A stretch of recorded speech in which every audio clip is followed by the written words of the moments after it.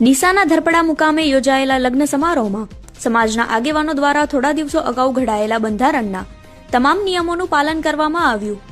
દીકરીઓની વિદાય ખૂબ જ સાદગી અને સંસ્કાર સાથે કરવામાં આવી.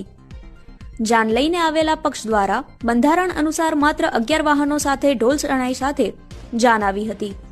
ભવ્ય દેખાડા અને બિનજરૂરી ખર્ચ વગર લગ્ન સંપન્ન કરી સમાજ માટે એક ઉત્તમ ઉદાહરણ પૂરું પાડવામાં આવ્યું. સમાજના આગેવાનો અને ગ્રામજનોએ આ પહેલને સ્વીકારી. ડીસામાં યોજાયેલા આ લગ્ન સમારોહે સાબિત કરી દીધું છે કે જો સમાજ એકતાથી આગળ વધે તો કુરિવાજો દૂર કરી નવી દિશામાં પ્રગતિ કરી શકાય છે. આવનાર સમયમાં ઠાકોર સમાજ દ્વારા આવા આદર્શ લગ્નોનું અનુસરણ થાય તેવી અપેક્ષા વ્યક્ત કરવામાં આવી છે.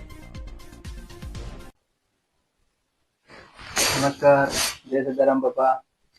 આજ રોજ ડુવાથી મારા પરિવારમાંથી ધરપડા મુકામે અમે જાન લઈને ગયા હતા. જે એક સમાજ એક રિવાજ ને ઉદ્દેશીને બનાવેલા ઠાકોર સમાજના બંધારણનો તટસ્થતાથી પાલન કરવામાં આવ્યું.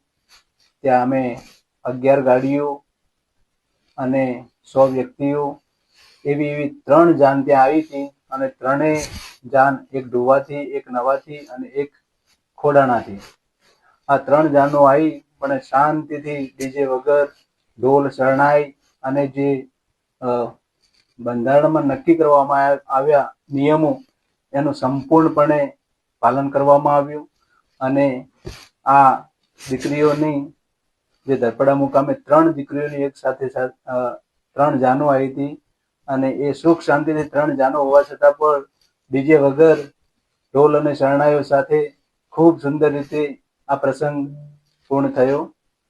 આવી જ રીતે આ પ્રથમ, જેમ મારા પરિવારમાંથી પ્રથમ પ્રસંગ હતો, એવી રીતે સમાજમાં દરેક ગામે ગામ, પરિવાર આ મુદ્દાઓનો, આપણા બંધારણનો અમલ કરે એવી વિનંતી કરું છું. એક સમાજ એક રિવાજ શ્રેષ્ઠ રિવાજ, એક સમાજ અને એક રિવાજ. ધન્યવાદ. જય સદારામ બાપા.